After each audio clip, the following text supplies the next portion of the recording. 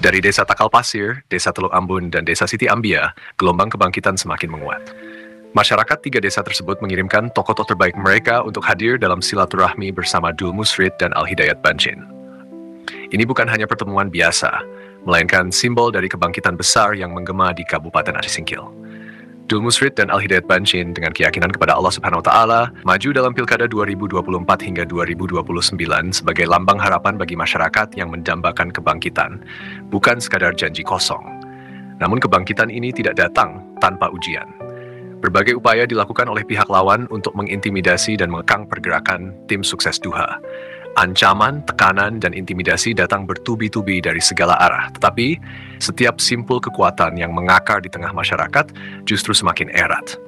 Semua kekangan itu berhasil dilepaskan oleh kekuatan yang tumbuh dari akar rumput, membuktikan bahwa semangat kebangkitan tidak akan pernah pudar.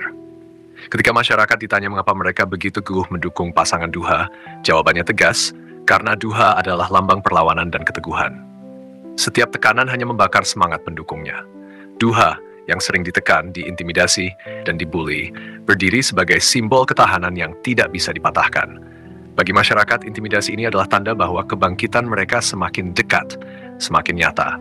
Setiap hari, tekanan semakin meningkat, namun begitu pula dengan kekuatan pendukung Duha. Mereka tidak gentar, bahkan semakin teguh.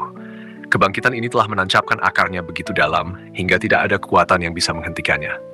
Dul Musrid dan Al-Hidayat Bancin tidak hanya berdiri sebagai calon bupati dan wakil bupati, tetapi sebagai perwujudan harapan baru yang akan membawa Kabupaten Aceh Singkil ke arah yang lebih mulia dan bermartabat. Dari Kabupaten Aceh Singkil, untuk Media Singkil Video, Muhammad Studi melaporkan.